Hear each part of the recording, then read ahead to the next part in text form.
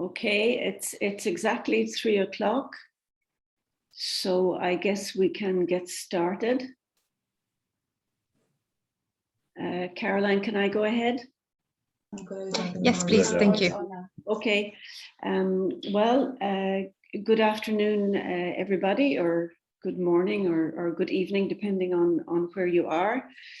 Thank you very much for joining us. My name is Carmel Cahill, and I am going to be your moderator for this session. Now, let me start with a little bit of background. I think a bit frustrated by the lack of progress, and even worried that there was a risk of going backwards, and seeing an urgent need for policy reforms to improve the functioning of world markets, strengthen food security, improve environmental outcomes, and perhaps contribute to tackling climate change. 2 years ago now, a group of individuals, 12 of us in all, with different backgrounds and from different regions, we came together, working entirely under our own responsibility to pool ideas and to see whether we could come up with something that might help to move the negotiations on agriculture forward. So we called ourselves the New Pathways Group in a very informal, loose kind of way. I think it would be fair to say we're all profoundly committed to multilateralism, and we all believe that real progress in agriculture would be an important reaffirmation that the WTO can contribute and can deliver in the multilateral negotiations. And I think we were strongly motivated also by the fact that we thought that success in agriculture would be salutary, in the sense that it could show that with some political will and with some innovative and cross-cutting thinking, that governments could make progress on pressing domestic environmental, climate and trade goals all at the same time. So we set out, as it were, in pursuit of win-win solutions. So a few months ago, we published our paper. If you haven't already read it, for those of you who are listening in, you will find it on a website called New Pathways, AGRIC, all one word if you Google it. Otherwise, just write to us at new.pathways@outlook.com and we'll send you a copy. Now, today we have 4 of the experts who contributed to the work, and they are going to explain the proposals to you and hopefully explain to you how they think it can break the deadlock. We have Professor Stefan Tangerman, Emeritus Professor of Agricultural Economics and Rural Development at the University of Göttingen. He has had an illustrious career in academia and also served as head of agriculture and head of trade and agriculture at the WTO. We have Joseph Glauber at OECD. What did I say? Excuse me, at the OECD. Of course. Sorry, Stefan. We have Joseph Glauber, Senior Research Fellow at IFPRI, currently former Chief Economist at the USDA. Joe was heavily involved in the Uruguay round and in the DDA negotiations. We have Anwarul Hoda, who has had an illustrious career in the higher echelons of the Indian public service. He's currently an honorary professor at ICRIER, which is the Indian Center for Research in International Relations, International Economic Relations. Hopefully I'll get something right. He served as India's lead negotiator during the Uruguay round, and he was also WTO Deputy Director General, and in fact Deputy Director General at the GATT as well. Then finally we have Joanna Hewitt, who is a former Secretary of Agriculture of the Department of Agriculture of Australia, served in several important diplomatic posts, was lead negotiator for Australia at the WTO. She's currently a member of the Murray-Darling Basin Authority, a member of the governing board of the Lowy Institute, and Australia's representative at the APEC Vision Group. So I think we have a panel not just who contributed very much to the work, but who are very, very well placed to have this discussion. We're hoping to take about, in total, 30-35 minutes, and to leave 15 to 20 minutes for questions and answers and discussions.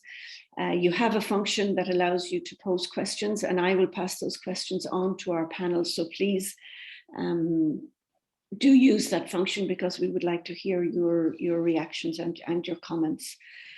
Before passing over to Stefan, let me just say a few words about what our objectives were and a little bit about the concepts that guided us in the work. One very important thing for us was, of course, that we felt that our work had to reflect the changes that had occurred in the past 3 decades in the geopolitical balances, so that all of the main actors who are now important in terms of agricultural markets and policy needed to be fully involved and their needs and interests fully reflected. We felt that any new disciplines needed to be balanced in the sense that the effort that would be required of countries would be commensurate with the types of and the level of interventions that they were undertaking and that could be disruptive or harmful to world markets. We felt that the proposal would need to address grievances, both real and perceived grievances. And for that it would be important that all actors in a new agreement would be subject to the same architecture, using the same indicators and the same concepts and methods of calculation. Because there had been quite a lot of difficulty in the implementation of the Uruguay Round Agreement on agriculture, we thought it would be important to avoid as much as possible undefined or undefinable or unverifiable concepts. We thought that the approach should be holistic, so that all of the trade-offs across all of the issues that are important to countries in agriculture would be evident, but also in order to avoid cherry picking, so that all of the countries that matter would be incentivized to stay at the table during the course of discussions on any new agreement. And finally, as I said at the beginning, we wanted to find, or I hinted at the beginning, we wanted to find a way to stop a situation in which the multilateral rules seem to actually incentivize policies that are distorting and destructive for the environment, and instead to nudge countries towards policies that would be fairer, that would strengthen world markets, reduce environmental pressure, help with climate change, etc. In other words, those win-win solutions. So that was the very small task that we gave ourselves. And with that, I'm going to hand over to Stefan Tangerman, who will explain to you what the main proposals we came up with are. Which in itself also is a very small task, because this is a full set of proposals, essentially on all elements that are covered by the Uruguay Round Agreement on agriculture. And I cannot possibly introduce all these individual elements of our detailed proposals to you, but we'll just try to give you a brief overview. In all the areas that we've covered, and again, these are all the areas that appear in the Agreement on Agriculture, our concrete proposals have a number of features in common. 3 in particular. These proposals aim at mending the rules of the Agreement on Agriculture that we felt had functional deficiencies. We aim at redressing the imbalances across types of policy measures and across aspirations of different groups of WTO members. And finally, we felt there was an urgent need for simplification, clarification of rules, and closing of loopholes, all relative to the Uruguay Round Agreement on Agriculture. Moreover, our proposals for the individual areas covered by the AOA, we have generally sets of 2 or 3 graduated options to cater for different levels of ambition. We have, on the other hand, not gone as far as proposing numerical parameters for reductions proposed. That's something that, of course, needs to be left to the negotiators. I now try to give you a few examples of these features of our proposals in all these areas such as market access, domestic support, green box, etc. Let's start with market access. The graduated feature of our proposal there is that in one option, we propose tariff reduction in a tiered fashion, the traditional approach, if you like, certainly with an emphasis on reducing the highest tariffs most. The more ambitious option that we also propose is tariff reduction according to the Swiss formula, which adds a bit of strength to reducing the highest tariffs. In terms of redressing imbalances that we felt were present in the current agreement on agriculture, what we propose is a stepwise elimination of the special agricultural safeguard, one that's generally used by developed countries, and on the other hand, an introduction of a special safeguard mechanism for developing countries, a price-based special safeguard mechanism.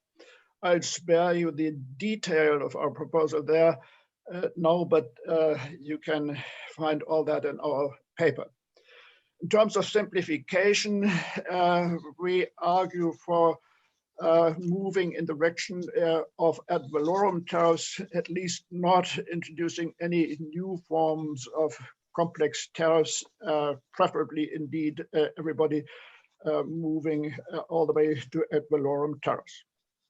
So far for market access. Let me come to domestic support, and Joe Glauber will later provide more insights on that. I'll just give you an introduction here.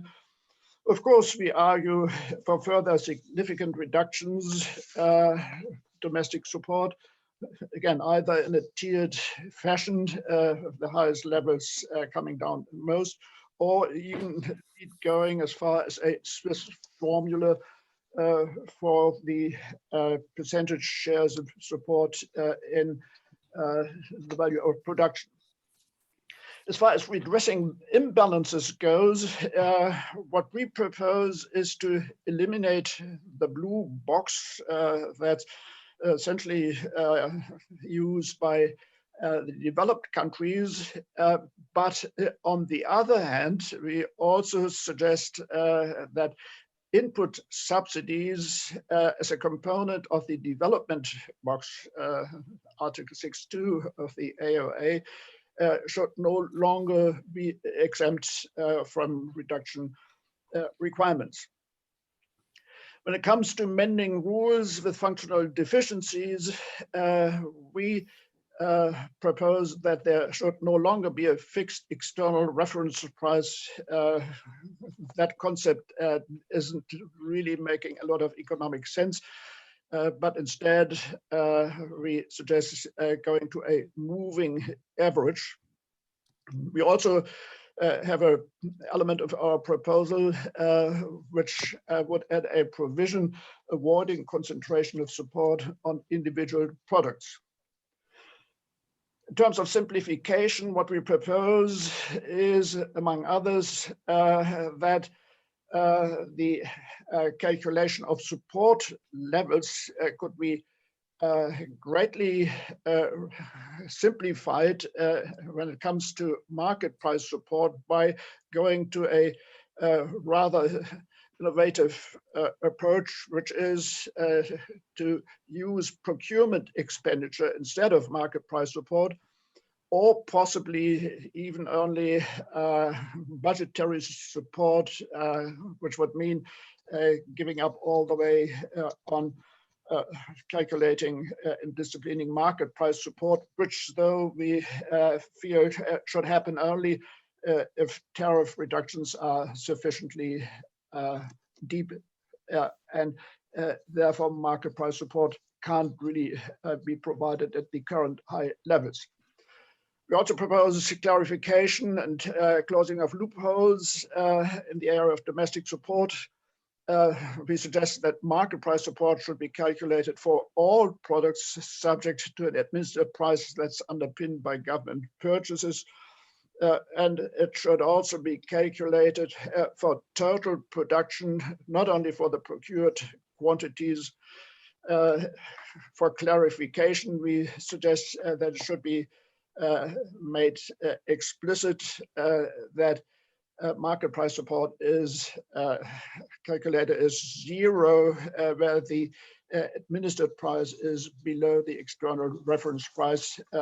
And remember, our external reference price would be a moving average rather than the fixed external reference price as currently under the AOA. Let's move to the green box. We do propose that it should be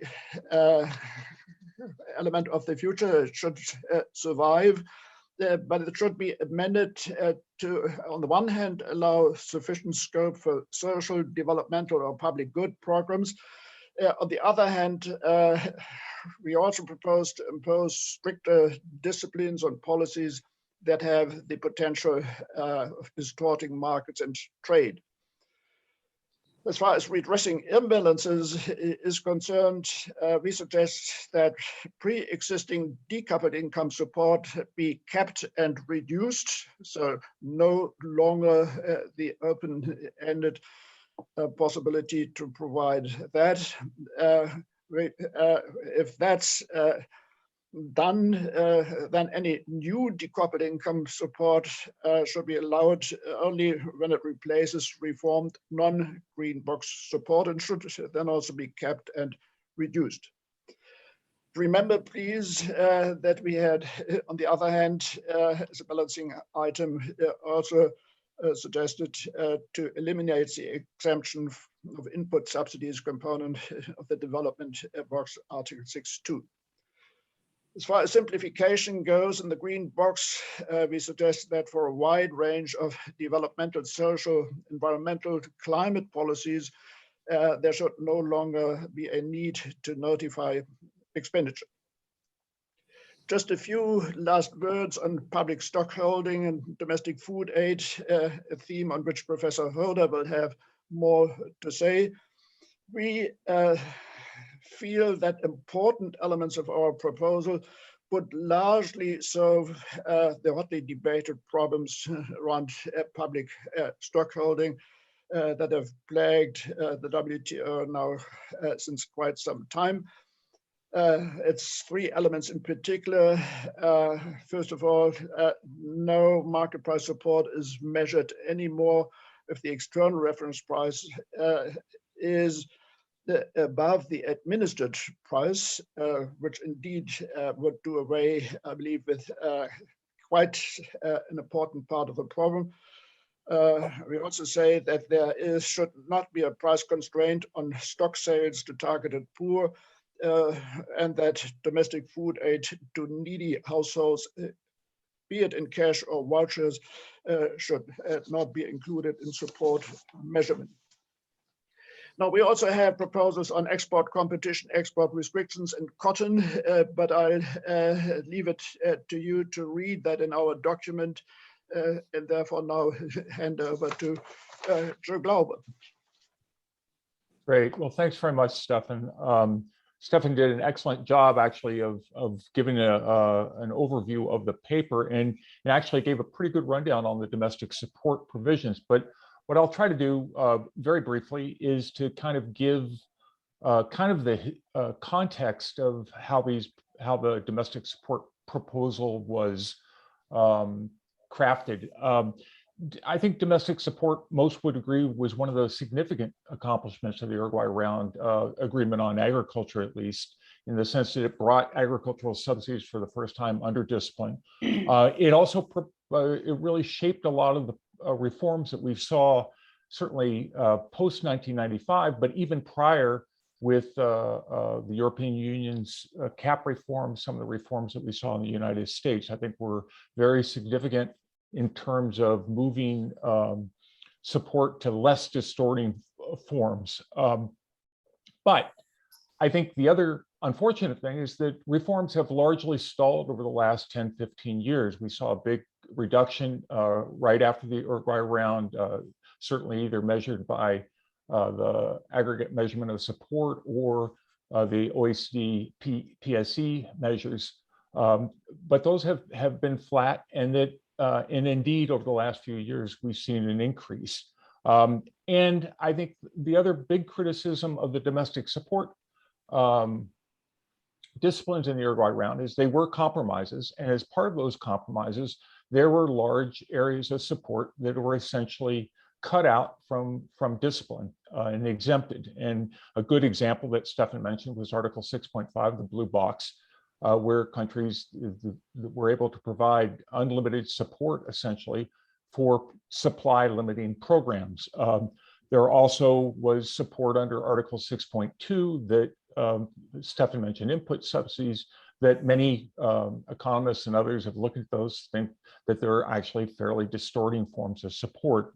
And then the de minimis categories. I mean, these are, you know, from the very word thought to be small, but if you look at some of the more recent notifications, the US, for example, a couple of years ago had corn subsidies or subsidies for maize of over $2 billion, but those were de minimis because they were less than 5% of the value of production.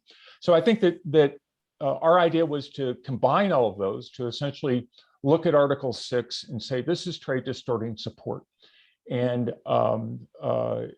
didn't matter if it was blue, amber, or whatever color, these were distorting forms of support, and those in total need to be disciplined. Stefan mentioned also the fact that we want to avoid countries from putting all support in one category. So the idea that there'd be some anti-concentration clauses, but those are very, very important. And then I think, you know, and frankly, what I think some will view as controversial is we think that the green box really does need to be rethought in a fundamental way. And I think that this proposal builds on a lot of the work the OECD that Stefan and Carmel actually were at the forefront of, looking at subsidies. And rather than just the current green box as it is, the idea would be to look at those forms that are those supports that really provide public goods and say, yes, those are exempt. We're not talking about putting any disciplines on those, but things like direct payments where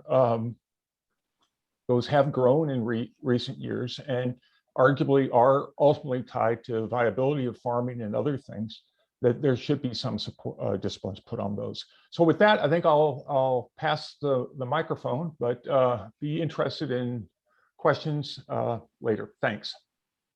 If I could just come in here, just to mention that recently Joe participated in writing a book which was prepared for the World Food Summit, which is called Repurposing Subsidies, and where some of the same ideas that we had about win-win solutions are elaborated in more detail. You know, the idea not being that we're aiming for governments to stop intervening in agriculture, but rather that given the limited amount of money that's available, it's a very large amount of money, but it's not going to increase, but that there are much better ways in which it can be spent. So I could recommend that as well. I've been keeping an eye on the questions, and so far they have been more of a practical nature. So I have posted in the written answers to the questions, both the email address where you can contact us and the address where you can download the paper or its executive summary. But we will have some time for substantive questions. So please, I encourage those of you who are listening to write down your questions. Let us now go to Professor Huda. The whole question of public stockholding and domestic food aid has been very, very contentious, and the permanent solution that is sought has proved elusive. So let's go now to Professor Huda to explain to us why this issue is so important for India, and the ways in which the proposals from the Pathways Group could actually provide a solution. Over to you. Thank you, Carmen. I would like to touch on two issues, not only public stockholding, but also domestic food aid. The big issue, of course, is public stockholding. Now, as Stefan has explained, the domestic support provisions, they require the use of fixed external reference price as a benchmark for the calculation of AMS. Now, it is this fixed ERP that was the source of the problem. The ERP has been fixed in nominal terms based on the years 1986 to 88, and every year it is eroded by inflation, causing problems for the member concerned to adhere to the commitments on domestic support. No doubt, Article 18.4 of the agreement provides that during the review process, members shall give due considerations to the influence of excessive rates of inflation on the ability of the members to abide by domestic support commitments. However, the term due consideration lacks clarity. Does it include full neutralization of inflation? At what level can the rate of inflation be considered to be excessive? How should situations of excessive rates of inflation be dealt with? What do we do with inflation over an extended period? Even if the rate of inflation were a mere 2%, the cumulative inflation over, say, 30 years would be as much as 80%. These questions have been raised during the review process, but left unanswered. While reviewing adherence to commitments on domestic support, the Committee on Agriculture has not determined to what extent inflation would be taken into account. Counter notifications have been made by the developed countries on market price support practices of developing countries, totally ignoring adjustment for inflation. This has caused alarm as developing countries like India relying on market price support find themselves vulnerable to WTO disputes and have sought immunity from such disputes. Although such immunity has been granted through a ministerial decision, they are still not comfortable as long as the basic rules remain unchanged and they are seeking a permanent solution. We, as Stefan has mentioned, the Pathways Group has proposed a major change in the rules on domestic support, in that the fixed external reference price would be replaced by the use of recent reference price. We also propose an explicit provision that no price gap is calculated when the domestic administered price is lower than the external reference price. In the new system, there would be a much reduced possibility of public stockholding program giving rise to market price support that would need to be taken into account in the calculation of the AMS. Inflation will no longer be a problem. However, if a member sets procurement prices above international reference prices, it would be obliged to calculate the related AMS and respect the new domestic support provisions. In this respect, there would not be any change in the rules. Let me go on briefly to domestic food aid. Now, domestic food aid is included in the Annex 2 list of exempted measures. It includes both direct provision of food and the provision of means to recipients to buy food. During the review process, it has come to light that the involvement of governments in the distribution of food among beneficiaries results in wasteful expenditure. Governments incur not only acquisition costs of food stocks, but also storage, handling, transport, and other costs. There are also leakages and corruption in distribution, with errors of both inclusion and exclusion in the list of beneficiaries. For all these reasons, it has come to be generally recognized that direct benefit transfers are the best policy for domestic food aid. In India, a government-appointed committee had estimated that if the public distribution system were replaced by a direct system of direct benefit transfers, there would be an annual saving in the range of 5 to 6 billion US dollars. In light of this, in order to encourage governments to move the more efficient policy of direct cash transfers, we propose a clarification that domestic food aid in the form of cash transfers to households in need or alternative programs providing vouchers or coupons are not covered by the rules. They are outside the ambit of the disciplines that are embodied in the Agreement on Agriculture. And thus, whenever direct benefit transfers are used, they need not be notified at all. Thank you very much. That ends my intervention. Thank you very much, Professor Huda. Joanna, let's go to you now. We all know how difficult and intractable the negotiations on agriculture continue to be. So from your point of view and from your long experience, could you tell us why you think countries could and should move away from long-held positions and come to the table now, ready to deliver some real progress? Thank you, Carmel. Well,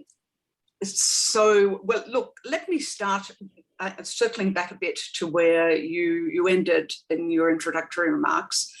And I'll begin with stressing again, several of us have mentioned it, but the urgency we feel now that there is about generating the benefits, the growth, the development, the sustainability benefits that we see could flow from the kind of reforms that we're talking about after this long 2-decade impasse, really. I mean, after the initial introductory stage of commitments following the conclusion of the Uruguay round and the establishment of the WTO, as Stefan has mentioned, we've seen a stalling and even in some respects an increase in the distortions in the marketplace. So we see an urgent need to resume.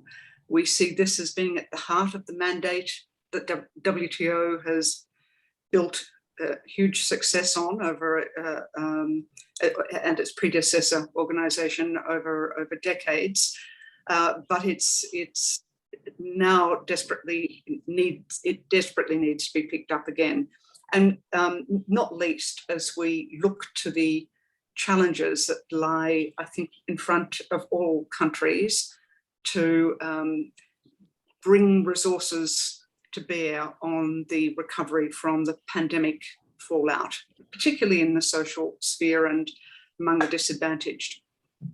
On top of that, a number of us have made points about the environmental elements of the challenges before us, the climate crisis, which really we can no longer defer taking action on. And there's mounting evidence beyond climate of tremendous damage to fragile resources through the way the current food and agriculture production systems are being managed and funded. And this in turn risks some serious problems for food availability into the medium term. Carmel referred to the report that Joe has been working on, and that the concept which is teased out through our own proposal, the Pathways set of recommendations, very much aligns with that notion of shifting the rules framework to repurpose some of government interventions in ways that can be beneficial and win-win. What we see in this sort of stalled, distorted framework of supports that have continued, unfortunately, and not the reform that was anticipated when the Uruguay Around Agriculture Agreement was struck, have not been brought forward. What we see is a continuation of this very costly, yet highly inefficient sets of interventions in markets. And they're not even interventions which deliver the sort of results that governments are looking for. So the concept in the UN agency's report of repurposing is both in line with what we think the adjustments we're proposing could help encourage, and also we believe that it's essential.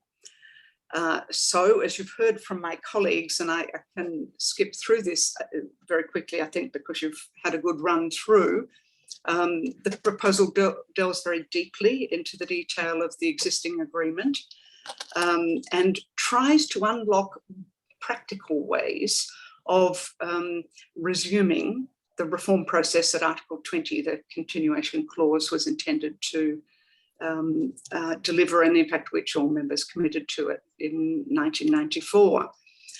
We've tried to look at the grievances, as Kamala said, both real and perceived across member countries, with an eye to trying to provide enough incentive and encouragement for those who have been firmly adhering to positions for a long time to have another look.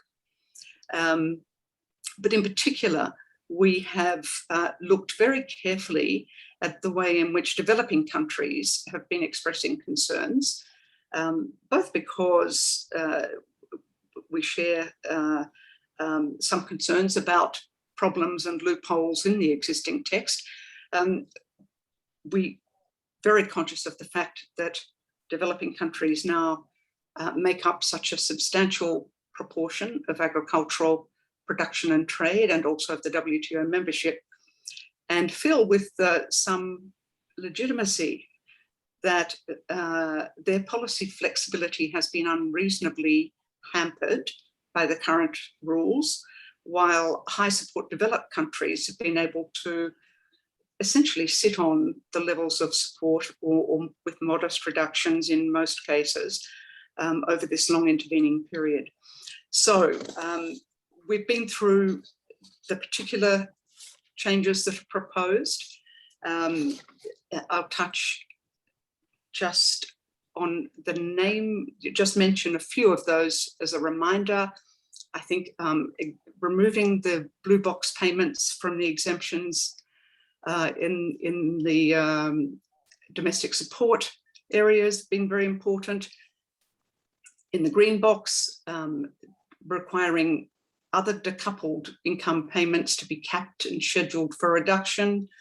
The adjustments that have been explained around the de minimis requirement, and then in the green box area, that broadening to incorporate the Bali decision on land reform and rural livelihood security, the stockholding and food security issues that Professor Hoda has mentioned, and the opening up through the public good measures exemptions in the green box for a much broader area of social, developmental, environmental, and climate measures. So that on top of the export restriction, the export discipline areas agreed in the Nairobi decision and slightly extending those, we think together make up a package that that involves a very substantial rebalancing of effort.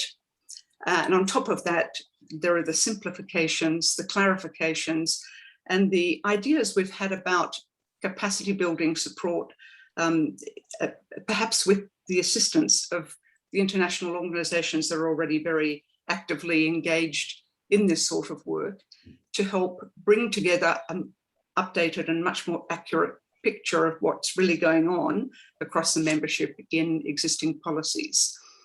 And we hope, as Kamala said, that this sort of approach could nudge all countries to reflect again, to look at their own economic circumstances, their own social circumstances, environmental, and reset policies to give much stronger effect to their ambitions in those areas at lower or no greater cost. The result would be a convergence that would bring more fairness, more efficiency to global agricultural production and to trade, and provide an opportunity for people to begin to re-engage and to reflect on how things could be taken forward. There is a view we have, I think, in the group, I know it's my view, that despite the difficulty and the complexity of the agriculture agreement and the differences of view, which have been really quite deeply lodged now for a long period of time, there is the possibility for re-engagement around some substantial adjustment to the rules, but not to the essential framework of them. And we think that what we've proposed could be a helpful kickstart to re-engagement. From the point of view of the World Trading System and the WTO's role beyond agriculture, it would be an enormously encouraging signal to see some serious re-engagement around the practicalities and the details of the rules that we're talking about. We don't underestimate the difficulty. Most of us in one way or another have been involved in these processes from different standpoints for decades, I fear I have to say. And we do understand that the differences are large. And if we go beyond agriculture, larger still on that long list of issues, not least the dispute settlement questions that we know divide the membership. But the framework for the agriculture negotiations is really quite constructively set, and with the kind of updating and refreshing that we think could be managed with goodwill, we think an agreement could be reached, and be an agreement that would be much better suited to our needs and our times, and frankly, not to proceed down a track of this kind would bring very substantial costs. So back to you, Carmel. Thank you very much, Joanna. In the meantime, we have received one quite technical question relating to what we propose or what we could agree with in terms of the definition of the external reference price, with one of our participants asking whether we would agree with the idea of using an Olympic average. Indeed, that is one of the aspects that we have developed in the paper, and we do say that that is one possibility. So, for example, you would use as the external reference price, this would apply across the board, everywhere where you are calculating market price support. So not just in the context of public stockholding, but in the context of Article 6 as well, that an Olympic average would be used. So, for example, the last 5 years, dropping the highest value and the lowest value, which allows you to smooth out any extreme fluctuations. We also say that we would expect such a calculation to be carried out with the current year lagged once at least, so that governments are actually making commitments on the basis of data which is known and not data which they're having to guess. But that's fairly technical. I haven't seen any other questions coming in, so perhaps I could put a question to my own panel. So I said at the beginning that we all agreed that to really make progress, that we needed something in the nature of a comprehensive or a holistic approach across all of the 7 topics that are being currently discussed. But I think, you know, we're only 2 months away from MC12, and you know, the ambition is a bit less than that. Even a good bit less than that. Even you know, proposals on domestic support that would not do any more than prevent the continuing growth and entitlements are not sure to make it into the final deliverables. So in that context, I'd like to ask maybe each of you, or those of you who want to volunteer to try to answer this difficult question. What would be your ideal outcome or deliverable from MC12? In the spirit that we're looking for an outcome that would at least leave the door open for progress to be made subsequently. So, you know, which would leave the pathways the most open? So I know that's not an easy question. I'm looking to see if any hands go up. Joe, thank you.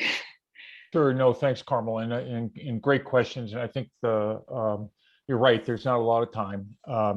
I think first and foremost, and this has nothing and everything to do with the agriculture agreement, is hopefully there will get some resolution to the appellate body crisis. I mean, I think that, to me, stands first and foremost of if I were an agricultural producer somewhere, that I would want to make sure that we have a functioning dispute settlement system. And unfortunately right now, as we're seeing more and more panel decisions being appealed and essentially going into a void. And so I think that's something that is very pressing, and hopefully we'll see something there. As far as the agriculture issues are concerned, I guess I would start at the lowest level of ambition, and that's increased transparency. And I don't mean to denigrate that, because I think it is very significant. We do need better transparency. This is what the WTO is all about in one sense. And so I think that and it should be less controversial. I mean, there are issues in terms of technical expertise and capacity building on that front. And I think to the degree that can be strengthened to help developing countries and others get more timely and more complete submissions and notifications, I think the better off. As far as the issues are concerned, I would rank public stockholding as important. I think that is something that has been hanging out there since Bali. I said on a panel just earlier in the week, or last week, I guess, that it's interesting. This was hardly an issue back in 2007-8, and largely because of the points that I think Professor Hoda made, that price levels were much more close to the old base periods, and so you didn't have this problem of pressuring the de minimis thresholds and things like that. But prices are now 50% above those levels, and so it is an issue and needs to be resolved. I think the difficulty of getting something on domestic support is the fact that I think a more comprehensive agreement is probably going to be necessary to bring along domestic support. And it's unfortunate that, you know, it's the conundrum we're in, that there was a lot on the table in 2007, 2008, and people saw the trade-offs between market access and domestic support and export competition.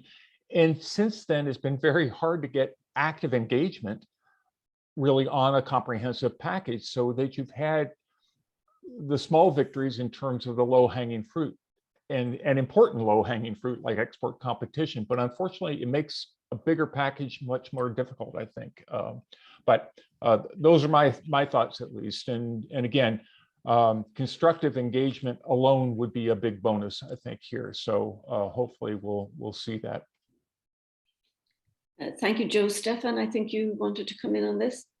Yes, can I just adopt everything that Joe said from my wish list, but add two more elements to it.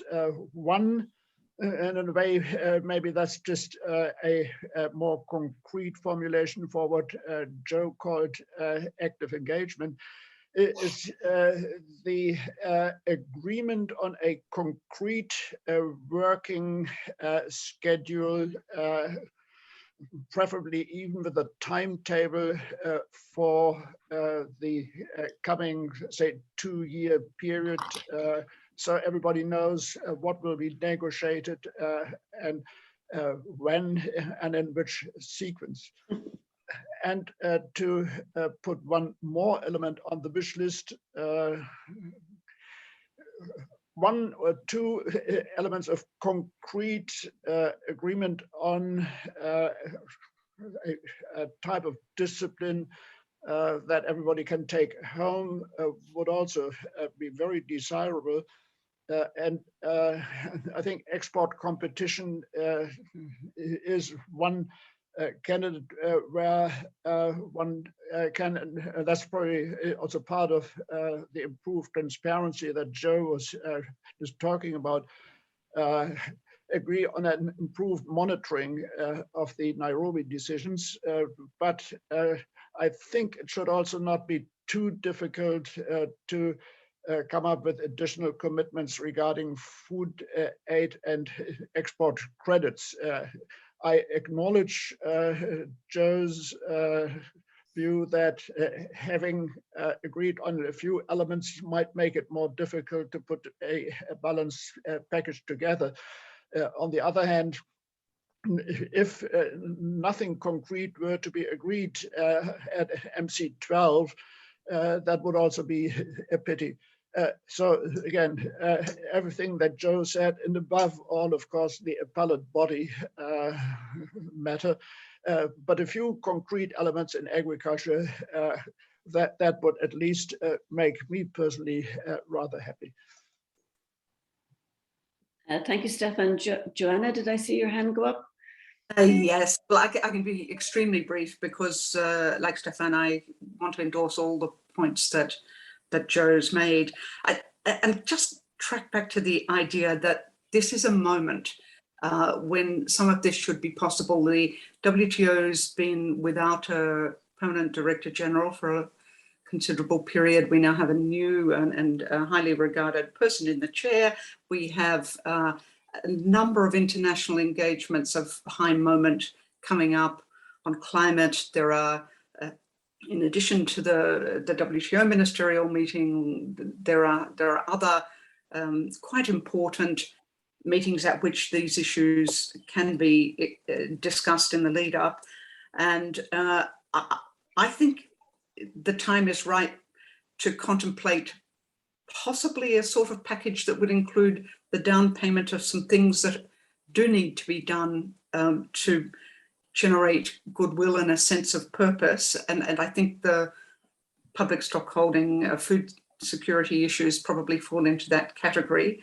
But I agree also that the transparency questions and a program that the WTO itself could lay down would be tremendously important if you were to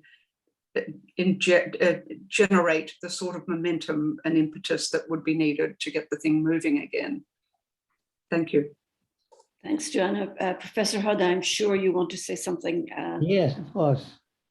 I would, of course, agree that we can be hopeful that something would come out on agriculture.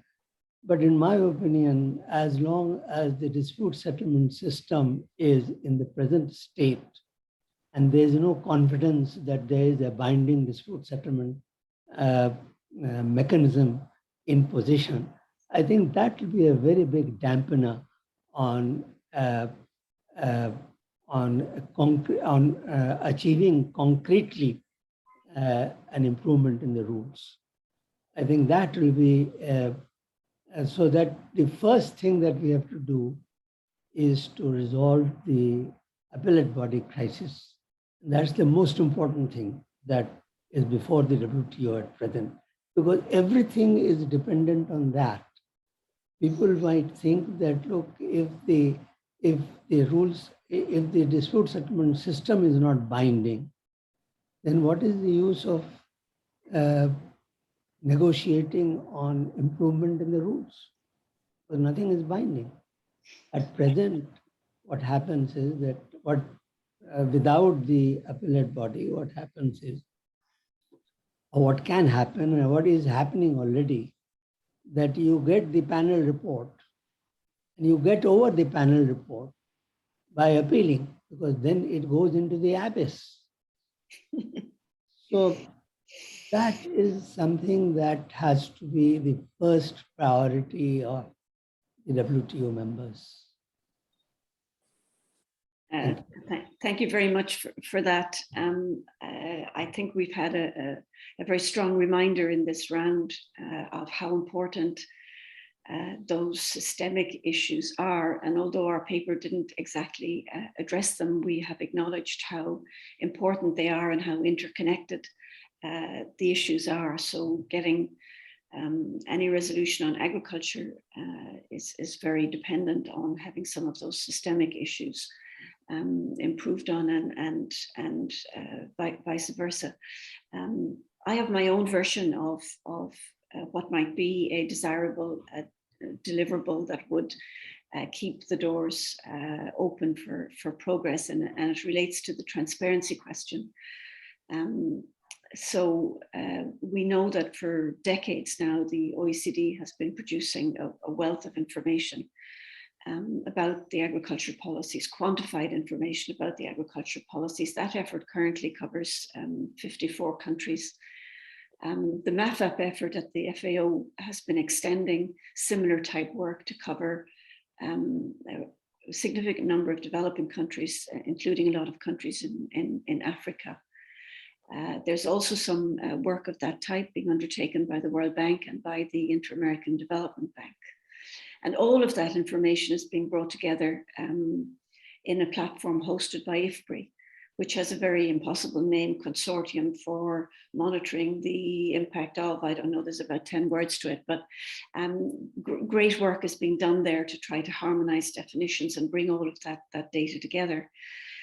So for me, a terrific outcome from NC12 would be simply if ministers agreed to, as it were, reset or rebase their discussions using current up-to-date comparable data, because there's an awful lot of it out there. And then the kinds of conversations that countries could have with one another would be on the basis of an accurate picture of what's going on in the world, and not on this very, very difficult to grasp set of indicators that are based from now 35-year-old reference prices.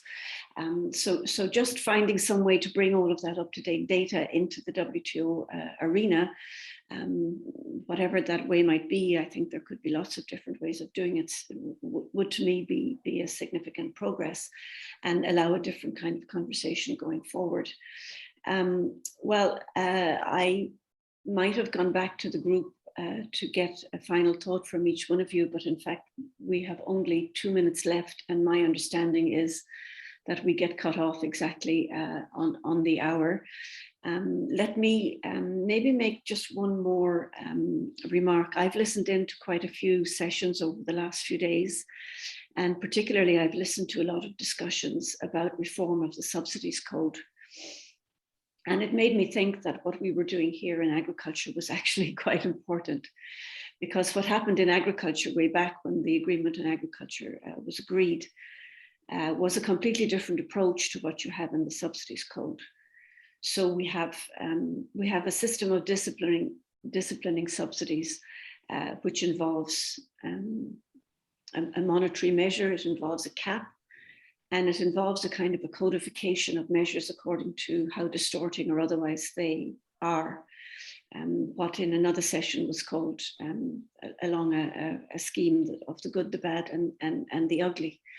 So in view of those discussions and the way those discussions are evolving, I think it would be extremely important for us to hold on to the idea that that's the way to discipline subsidies and to strengthen the way subsidies are disciplined in agriculture, because it may well have very significant consequences for thinking about how subsidies could or should be disciplined more broadly as the WTO members think about reform of the SCM. So, you know, having treaded on territory in which probably none of us feel that comfortable, I'm going to stop now. Thank all of you, the speakers today, for your contributions. Thank all of the participants. There was one question came in